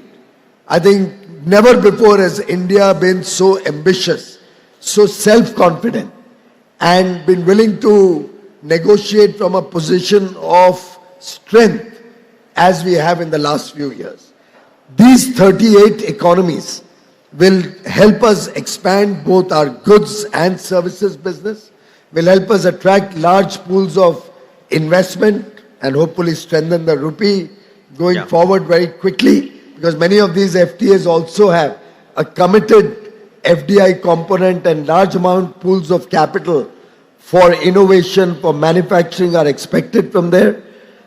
And as we speak, I have 6 new free trade agreements going on in my office. We have Israel, where we launched negotiations some time back when I had visited Israel. We have the GCC, we already have Oman and UAE. Now all the 6 GCC countries, the Gulf countries, want to have a FTA with India. We are already in dialogue with Chile and we are already in dialogue with Peru. We are looking at Mercosur for a free trade agreement against a small PTA, preferential trade agreement, that we had in the past. There's dialogue with Mexico, which is still at the initial stages, but in the later part of this year, we hope to launch a Mexico engagement. SACU is another area, the South Africa-led union, where we are looking at possibly working to create a trading relationship. I had the Korean minister with me yesterday. We have a free trade agreement very badly negotiated by the Congress government. Which you're trying to renegotiate. And I'm in public, I mean, it's not nothing I'm saying for the first time or politicizing the issue. I think every businessman in India knows that the Japan, Korea and ASEAN, the 3 FTAs the Congress did, all 3 have hurt India. We've hardly seen any significant increase in our exports. We've only seen greater amount of imports coming from these 3 geographies. So we've already started negotiating with Korea for a more balanced and fair FTA. Yesterday also we discussed it with my counterpart. The ASEAN negotiations are at an advanced stage. Japan has still not started renegotiating, but it's very high on our agenda. So all in all, we are looking to have greater investments, greater trading opportunities, greater amount of countries with whom we can provide services, so that young India, full of aspirations, full of talent, full of skill, becomes the growth engine of the world. Okay, one last question on the Indo-US FTA. How does the US Supreme Court ruling change things? Will there be a delay? Because well, I think we had a very, very robust and good free trade agreement that we had, the first tranche of it, we had finalized with the United States. I think it was possibly on 3rd of February that we announced it. I'd like to just specify for some of you who may not be familiar with free trade agreements. A trade agreement is about getting preferential access versus your competitors. The absolute tariff does not matter. The important thing is, do you have a preferential market access compared to your competition? And I must share with you, the US agreement gave India the lowest import duty into the United States compared to all our peers, all our competitors, whether it's Indonesia, Malaysia, Vietnam, Philippines, Bangladesh, Pakistan, all the competing economies. If you go to see, we had the best rate amongst all. Apart from that, we had a number of products where we would get zero duty. So giving us a great opportunity to expand trade with the US. We had also been able to negotiate with the United States, going forward, significant access to technology, significant access to data center equipment, which would lead to huge investments coming into the country. All in all, the first tranche or the interim agreement that we were looking to finalize was very good for the economy. Of course, the Supreme Court of the US has ruled against the executive powers of the President, due to which the preferential part of our engagement has been lost. And therefore, we are in dialogue with the United States to see how they will once again give us a preferential market access, which is better than our competitors, so that we can finalize the free trade agreement. We stand by the free trade agreement. Please don't carried away by some news reports that I saw probably yesterday. That's right, yeah. From some foreign news agencies. Half the times I would actually urge you that what you read in some of these news agencies please do not believe. Only believe what the government or the official media tells you. Fortunately, organizations like CNBC, TV18 at least call us up to confirm any news that they're going to play, whether there's merit in it or whether it's a fake news. What you saw yesterday in a couple of foreign agencies was completely fake news. Which talked about India stands by the trade agreement. We are looking to rebalance to get back our preferential access compared to our competitors. Our teams are in continuous negotiation and we'll hopefully finalize it soon. One thing I'll take the opportunity of sharing with all of you. India today, when we finalize a free trade agreement, whilst we have significant offensive interests, which we are fighting to get a bigger market share or bigger pie for our businesses, for our farm produce, for our fish produce, for our MSMEs to flourish, at the same time, we protect sensitive sectors where we do not give preferential market access in India when we finalize a free trade agreement. So for example, with the US, all GM products will not be allowed entry into India, which means almost 90 or 95% of American major crops are just not allowed entry into India. So whether it's corn, whether it's soy meal, whether it's rice, wheat, millets, some of the pulses, many items which we are self-sufficient in, there's no market access that we have given. The only access given is areas where we are currently importing or we do not threaten our farmers. And I think this is a loud message that India is the only country in the world, and I repeat, India under Prime Minister Narendra Modi, and thanks to all of you who are the backbone of this strong economy, who are the trusted partners of businesses around the world, thanks to each one of you and all those beyond this room, we are able to get free trade agreements with the European Union, 27 nations, with the United States of America, with the United Kingdom, with the 4-nation EFTA bloc, with Australia, with New Zealand, all of these without opening our dairy. None of these countries has ever done a free trade agreement which did not have market access in dairy. India is the one country, thanks to the strength of all of the 140 crore Indians, the fact that we are the most trusted partner in the world today. The world wants to do business with India. The world wants to have India in their resilient supply chains.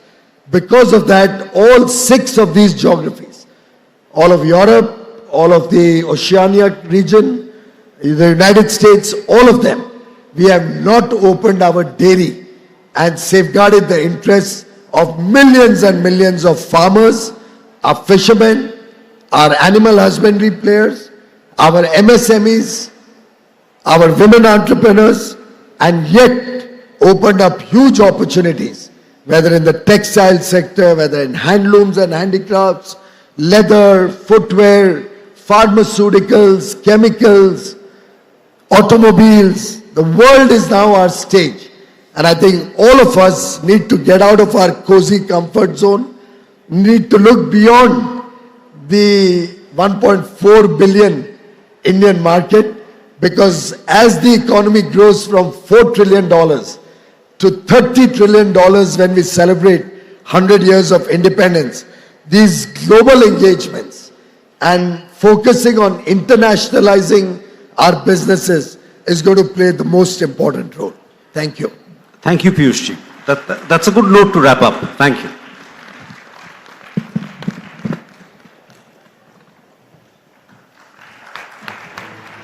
Thank you, Minister Piyush Goyal. And that was a comprehensive and I must say an optimistic picture of where India's trade story is headed. Thank you, sir, and thank you, Bodhisattva. Requesting Shireen to kindly join us back on stage.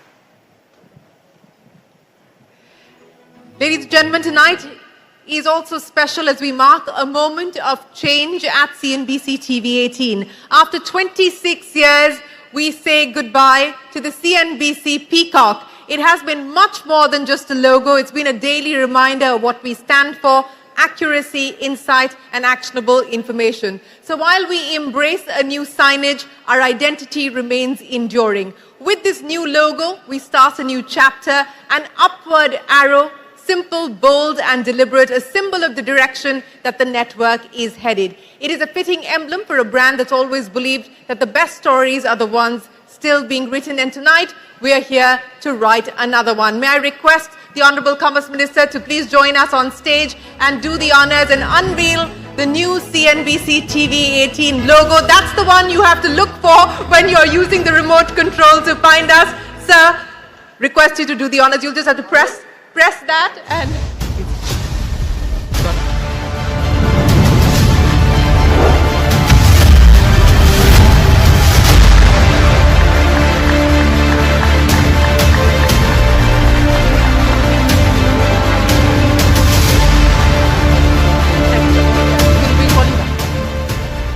Well, that is the new logo, and that is what you need to look for when you look for CNBC TV 18 on your television screens, and of course find us online as well. Shruti and Ritu, like to have you back, please. Thank you, Shireen. Moving on, we are immensely grateful to Honorable Minister Piyush Goyal for being a part of this new leap that CNBC TV 18 has taken tonight. Thank you, Shireen. Thank you, sir.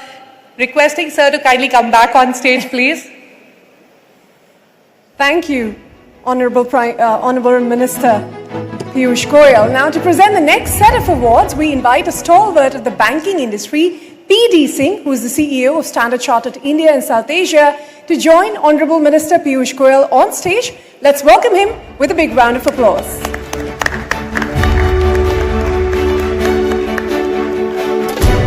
Moving on, our next category, the Young Turk Startup of the Year, celebrates audacious ambition backed by flawless execution. This award recognizes a company that has helped define one of the fastest growing sectors in India's digital economy, quick commerce. And the Young Turk Startup of the Year award goes to Zepto, and we invite the co-founder and CEO Adit Palicha to please come on stage to accept the award. Now, in just a few years' time, Zepto has built a dense network of neighborhood fulfillment centers, reimagining how urban consumers access everyday essentials, turning near-instant delivery from an experiment into a very scalable business. Ladies and gentlemen, a big round of applause. He started a company when he was all of 18, and 10-minute delivery to Dalal Street. Adit? Well, before I answer that question, I just want to thank Shri and the CNBC team for having me here. It's a great honor, and I'd like to dedicate this to our team. I'm nothing without my team, so thank you for having me. On that, I think, we've already mentioned we're in quiet period, and there are lots of, stakeholders from the government here, so I'll make sure to, maintain compliance to that quiet period, but thank you. We appreciate and we're sensitive to your quiet period, but Adit, before I let you go, what has it taken to build Zepto, and what is the grand vision? What's the grand plan from here on? Look, I think, although from the outside our business might look, very interesting, 10-minute delivery, consumer internet, the reality is that we're actually in a paisa by paisa business. It's all about, deep cost execution, driving operating leverage within the same inputs of our supply chain, getting more and more margin leverage. So it's a, basis point by basis point execution business. So it's just about, keeping your heads down, day to day running the business, and driving the needle, a little bit here and there. I think for us, we feel like if we can get to, enough scale and drive our cost structure to a low enough point over the next, couple of years, I think we have a real shot at building a, exciting, dynamic, generational company in India. And hopefully, what keeps us motivated as a team is that, why can't we build an internet and e-commerce company as good as the global best? There are, world-class companies out there that have created, amazing stories in capital markets that have driven growth in their respective countries for decades. Companies like Amazon or Mercado Libre or Coupang, across the world. So if we can do that, we can be a great story of Indian excellence in internet, then we would be happy to be a small part of our growth story. So that's the thinking. Well, we wish you the very best of luck as you take the internet story global. Before I let you go, how old are you now, Adit? I think, judging by the picture, you still use of me, I'm still 19. I'd request all the journalists here to stop using that picture. That was from a long time ago. I'm now 23, so, it's been a long time. The Young Turk Startup of the Year, all of 23, Adit Palicha and the team at Zepto. Congratulations and thanks very much for joining us. Well, Adit, at this age, the scale is truly remarkable. Many, many congratulations to the entire Zepto team. A real young Turk there. Well, some leaders don't just build companies, they build Brand India. The Outstanding Contribution to Brand India Award recognizes someone whose work has elevated India's standing in the global business community. The Outstanding Contribution to Brand India Award goes to Vivek Chand Sehgal, the chairman of Motherson Group. Please join us on stage, Mr. Sehgal. Thanks very much, and let us give a big round of applause to welcome him onto stage, our winner tonight, Mr. Sehgal. Over the years, he's built the Motherson Group into a truly global enterprise operating in more than 40 countries today. In automotive components, his company competes with and often beats the best in the world, proving that Indian companies can lead and not just follow. Well, ladies and gentlemen, a big round of applause for Mr. Vivek Chand Sehgal, a company that was started in 1976, quite literally by him and his mother, and today is operating across 50 different countries or 40 different countries with a plethora of acquisitions that they've done. And taking forward what we just heard there from the Commerce Minister, Mr. Piyush Goyal, Mr. Sehgal is a true embodiment of what the Commerce Minister was talking about, of Indian companies looking to global markets. How did you get it all done, sir? It's a long story, 50-year-old story. But I think the cornerstone of Motherson is BY. Buy yourself, beat yourself. You don't have to compete with anybody. Just keep listening to the customer and do the right thing, and you're there.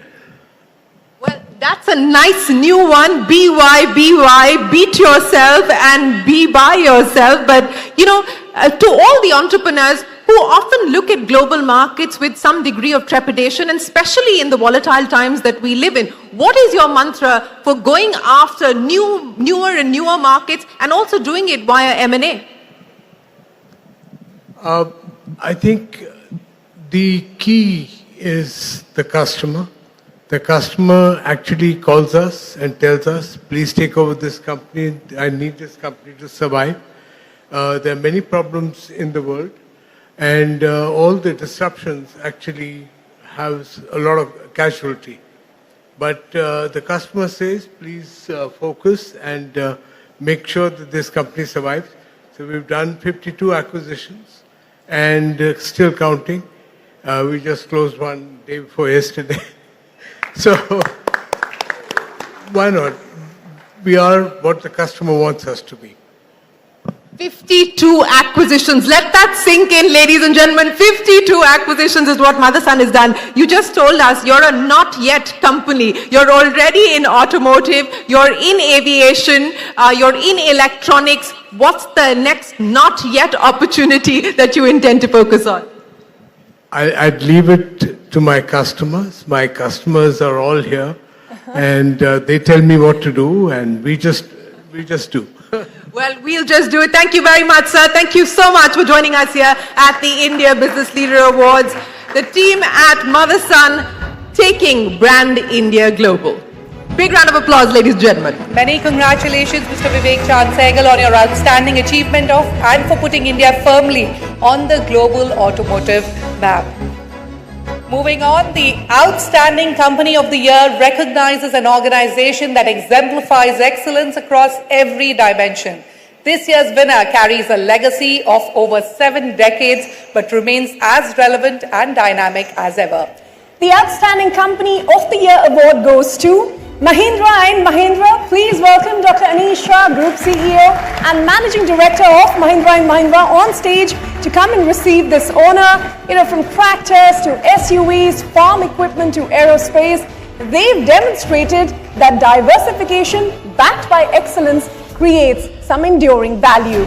Dr. Shah and the entire Mahindra Group, members who are present here, thank you so much for joining us here on stage. I don't know if we have a big enough stage. Ladies and gentlemen, a big round of applause for Team Mahindra for joining us here at the India Business Leader Awards. Congratulations.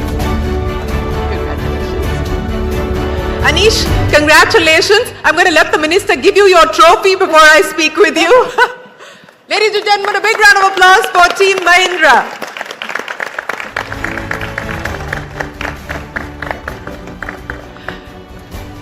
Anish, so what's the mantra for success from here on? You've already achieved a lot of what you had promised to do in the last few years. What's next now for the team? So Shireen, I want to first start by thanking the jury for this very, very prestigious award. I also want to say that a company of the year takes many decades to build. Any monument, any institution requires a vision, it requires a foundation, and many skillful hands. And therefore the credit for this goes to all our associates and our leaders over many decades. In particular, Anand Mahindra, whose vision helped build the Mahindra Group to where it is today. His passion for R&D, for technology, for design, is at the core of our products and services right now. Our foundation is our purpose. And our secret sauce is our team. And a culture of collaboration and teamwork, and which is why you see all of them here today. We could not take it without everyone here. This is something that belongs to everyone here. I would personally like to acknowledge my wife, who's taught me EQ and leadership and everything that comes with it. Snail's here in the audience today. And my parents, who taught me how to dream. And where we go from here, to your question, Shireen, is, as I tell everyone, we keep our heads down and do what we have to do. There is a lot we have to achieve. There's a big wide world out there. So with your guidance, we've done very well in many areas, and thanks to a number of FTAs you've created, we aim to take full advantage of that and have our products go to many parts of the world. We believe we have world-class products today, and that's the next step for our journey. Well, we wish you the very best of luck with your plans to go global. Again, congratulations to all of you at Team Mahindra for winning the Outstanding Company of the Year. Thank you very, very much for joining us. Ladies and gentlemen, a big round of applause for the team at Mahindra.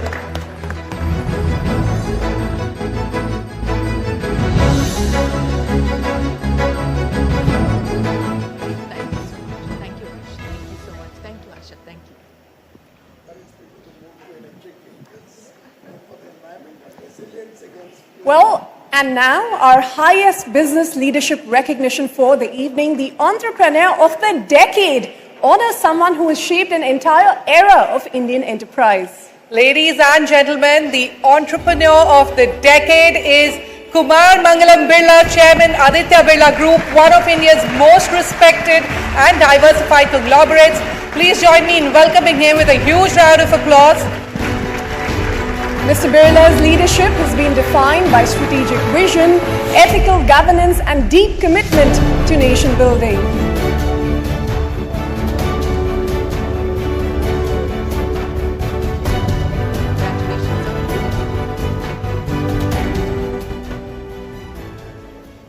The Entrepreneur of the Decade, ladies and gentlemen, Kumar Mangalam Birla.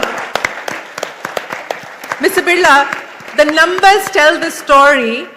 The decade that you've steered the group through. Why don't you share that with us? So before that, Shireen, I'd like to just thank the people who have really, because of who I stand here today. Firstly, I don't know how many of you know, but Piyush is a CA and he's a silver medalist. I too am a CA, but I just kind of made it. So admiration for him goes back a very long time, and it's great to receive this award from a dynamic minister and someone who's a dear friend. I want to thank CNBC. I was racking my mind. I think I got your Best Leader of the Year award about 10 years ago. CNBC clearly believes in long-term investing. Entrepreneur of the Decade, I must say, is a bit of a misnomer for us at the Aditya Birla Group. We believe in a more distributed model of leadership where leaders across the length and breadth of the company take fairly large entrepreneurial bets fairly regularly, and therefore, with a heart full of gratitude, very happy to take this on behalf of a very large group of very committed and very talented entrepreneurs. The last 10 years, I think that it's been they say that, a week is a long time in politics, and it would be fair to say now that a day is a long time in politics. But I always feel that a decade is a remarkably short time in business. Having said that, in the last 1 decade, we have grown rapidly. We have grown on the back of the Indian economic boom. We have also scaled up our businesses to global leadership positions. If I can give a few examples, for example, our next cement unit commissions in 2 weeks. With that, we reach a capacity of 200 million tons. Thank you. That makes us the largest selling cement company anywhere in the world. It also makes us the cement company with the second largest capacity anywhere in the world outside of China. That's a matter of great pride for all of us. A large part of that growth has come in the last 10 years. In September this year, we commissioned a new rolling and recycling aluminum mill, which is in Alabama in the US, at a capex of $5 billion. It's the largest investment that the US has seen in the aluminum sector in the last 40 years. In the last few years, we've also launched and rapidly scaled up four new businesses. One in particular is in a sector that has been thought has been pretty unassailable so far, which is paints. And I'm very happy to share with you that at the end of the first year of operations, we are number 2 in terms of capacity and number 3 in terms of market share. In this 10 years, we've also incubated some other businesses which are pretty much in sync with global mega trends. And we see the group as a very valuable growth platform with a unique mix of scope and strength.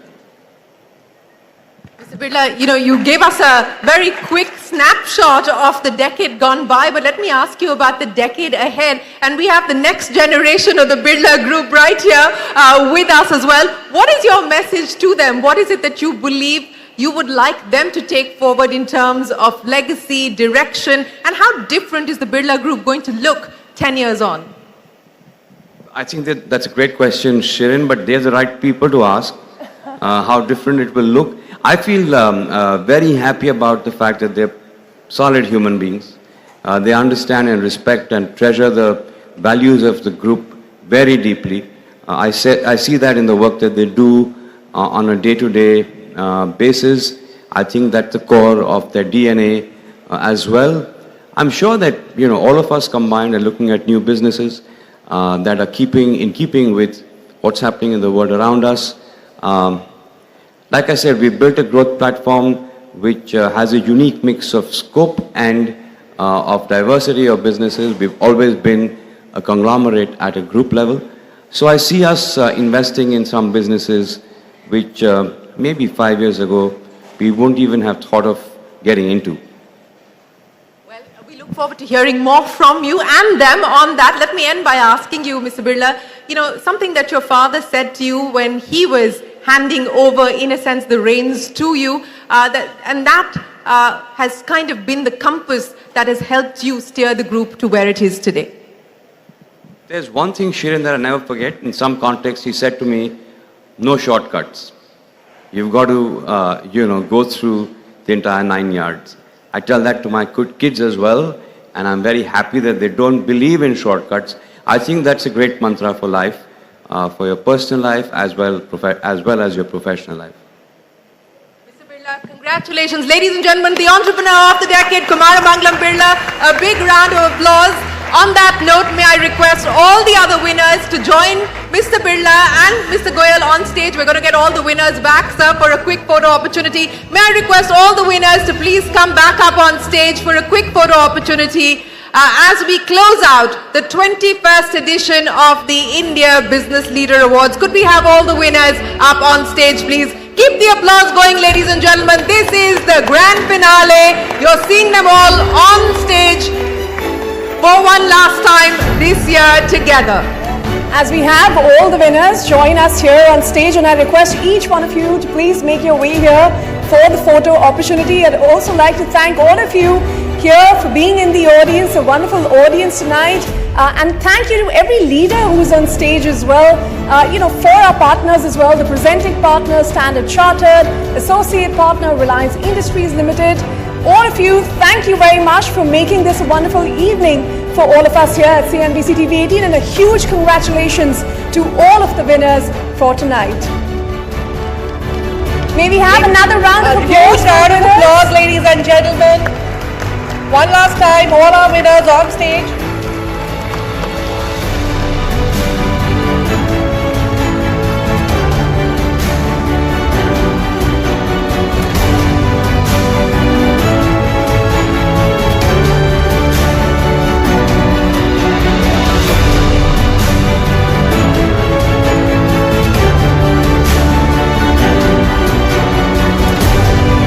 Thank you all very, very much, and a huge congratulations to each and every one of you again for this award. Sivaram is with us. He's investment director at Enam Holdings. Sridhar, good morning. Great to have you with us. Thanks for joining us. I just want to start with banks, Sridhar. So that's a relatively newer area to see a fair bit of damage, private banks especially. What's the worry? Is it the thinking that what's happening in the rest of the economy will show up in banks as well, or this precedes the latest Iran issue? What's the underlying worry? So actually, I've been having a non-consensus view on private banks for a while now, and I've put out a lot of data on my LinkedIn on why private banks, especially the large ones, have some issues. I think what has happened is, if you take the last 12 months or even 18 months, PSU banks have become very aggressive on the retail space, which has been like the bastion for private banks. Last quarter numbers were a bit staggering, that the PSU banks, if you take the top 6 PSU banks leaving SBI, their loan growth, the retail loan growth was almost 23%.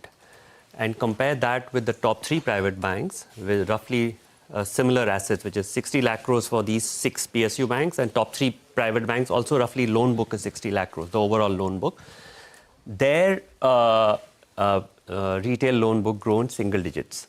Mortgages for the PSUs were about 17-18% growth, and this is about 6-7%. Vehicle was even more shocking, almost 20% for the PSUs, and it was single digit for almost 1 or 2% for the private banks. And what has happened is that you're seeing full page ads from PSU banks, home loans at 725, vehicle loans at 775, 8, which we have never seen. The earlier view was stray loans people will take, but on size nobody goes to take an auto loan from a PSU bank. That has flipped. So when I speak to the PSU banks and I question the profitability model for them, their point is, my guidance is 275 to 3% NIM, 1% ROA. I'm able to reach with this. A 1% ROA for a private bank is a no-no, right? So basically, in our view, the profit pool for the banking sector has shrunk, because the same technology that earlier was something unique to the private sector banks, now most PSU banks have invested in technology. The CIBIL score is common for everybody, and they use all the other tech. If you speak to SBI, they'll tell you what all technology measures they use. So I think that's what has happened. The profit pool for the banks are shrinking. It is difficult for them to then move out of such a large segment and find newer segments. So if you see the loan growth of private sector banks, the larger ones, they were disappointing. Yeah. So I think that is the issue that we are facing, that will they be able to, heydays, private sector banks used to give you 20% profit growth. We are now in the 10% profit growth band. But so just to complete that, and that's, I think, beautifully explained, the entire thesis. And you're absolutely right, and you got it. You were early on this one, and the market, of course, is now reacting. So it's a profit pool question. Yes. It's not a asset quality issue. It's not an asset quality issue. Yeah, it's not. It's just a question of reset. Yeah. That what is the profit pool for the banks? The earlier thesis was private sector banks keep chipping away, taking market share from PSU banks. Seen a near. It's not the highs. I think we are. That their retail loan book grown single digits. Mortgages for the PSUs were about 17-18% growth, and this is about 6-7%. Vehicle was even more shocking, almost 20% for the PSUs, and it was single digit for almost 1 or 2% for the private banks. And what has happened is that